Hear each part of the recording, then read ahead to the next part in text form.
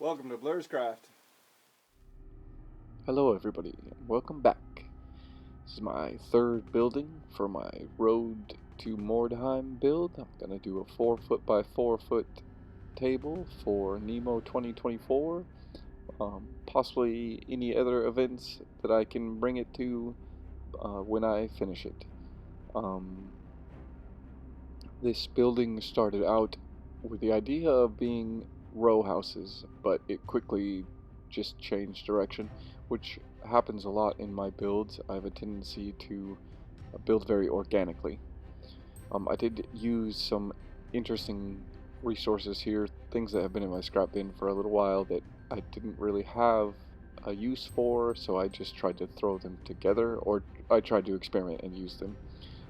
For example, this EVA foam was some spacer for a air conditioner, so it has like a sticky back, and I stuck that onto an old cardboard box, cutting it to size, and then cutting the EVA right where the hinges of the box are without cutting the box allowed me to make a tight bend in the wall and therefore a protrusion on the side of the building, and it came out really interesting. I liked it. The only issue I had was the EVA foam does not carve well.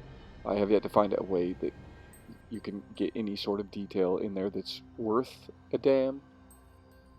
So I wouldn't use it as a uh, a way to put detail in, but or detail on your build, but it does take up space and is very light and rather sturdy once glued to a piece of cardboard. So it definitely has that like density of a wall that you could use. Now if you added a little spackle on it, it would easily make a nice texture and become a like a adobe or stuccoed wall.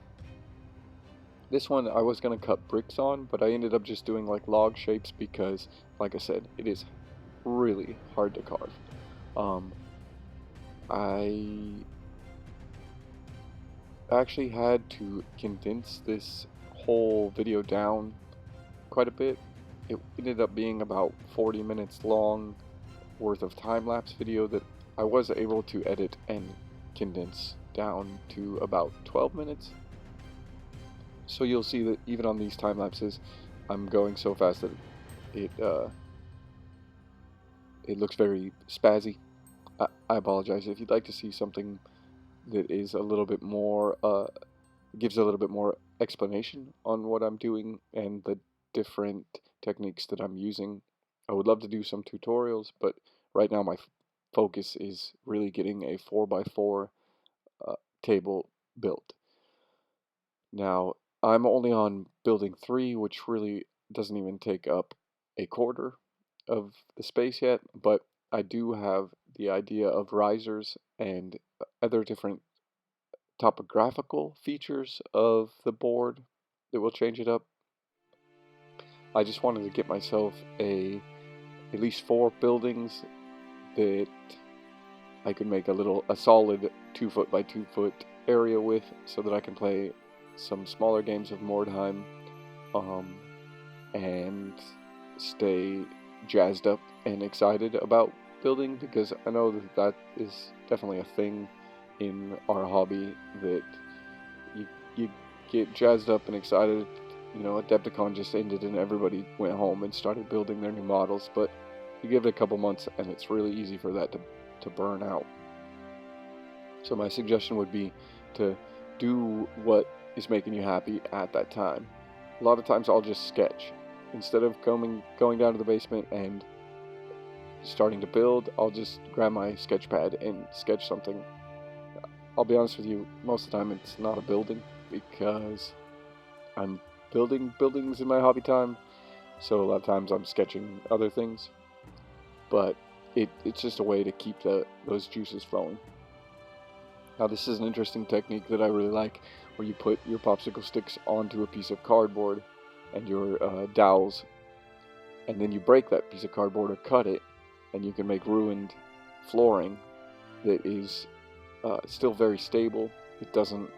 Um, you can then crack the popsicle sticks and get some real good texture from the broken wood without them completely popping all apart.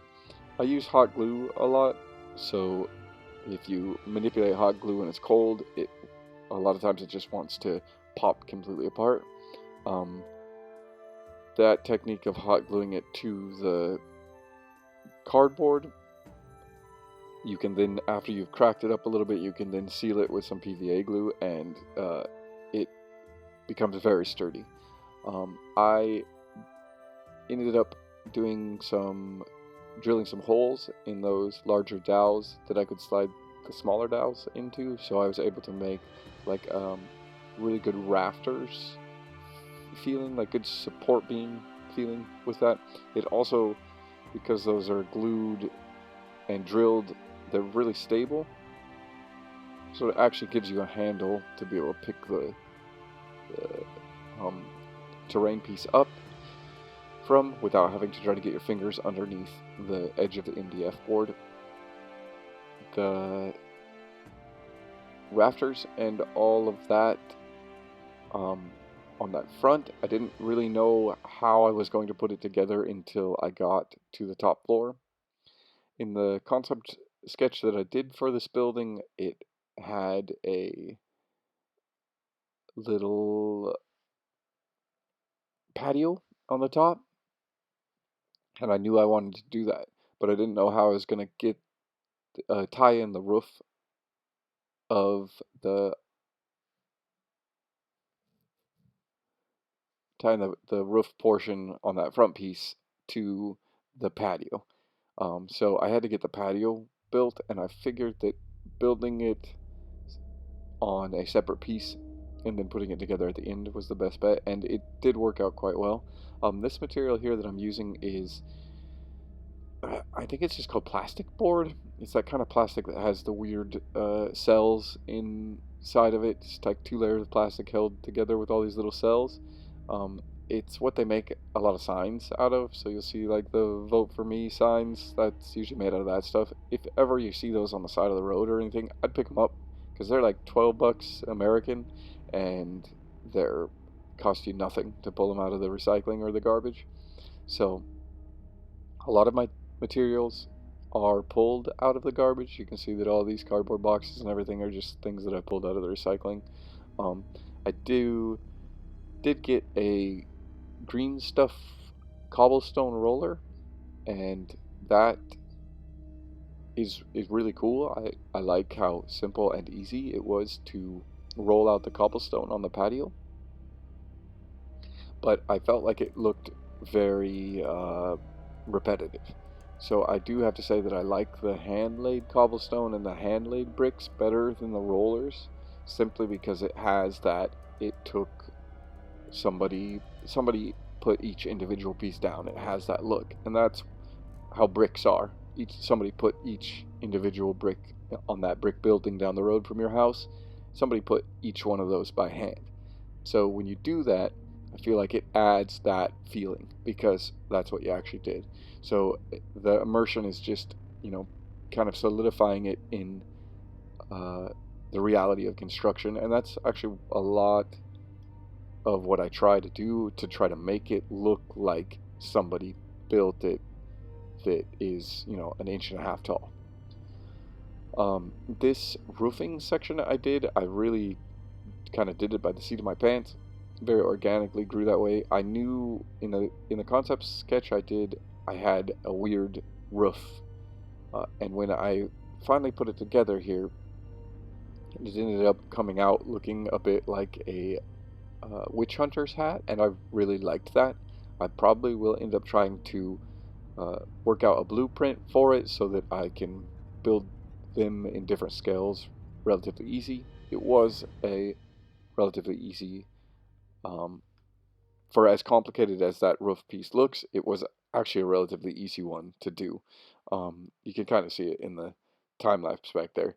But anyways, we're getting pretty close to the end here, so I'm gonna put you watch these tiles get put on. I always find that that's actually probably my favorite part about the time lapse is either tiles going on or bricks getting placed. Should probably do time lapse of those cobblestones I did on that piece right next to it, because that would probably look cool too, at least for my own sake.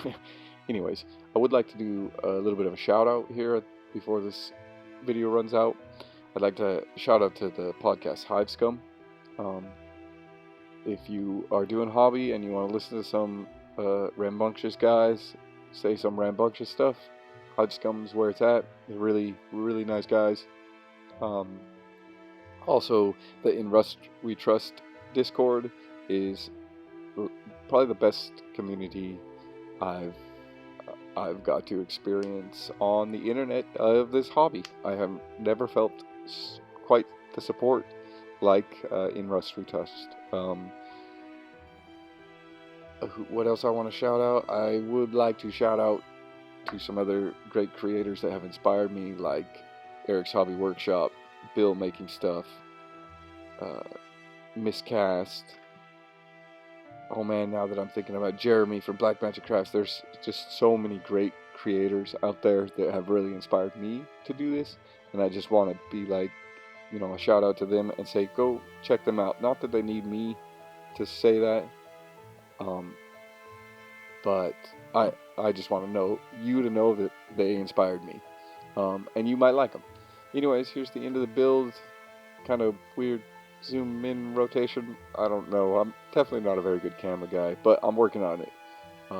So yeah, thanks a lot, everybody, and see you next time.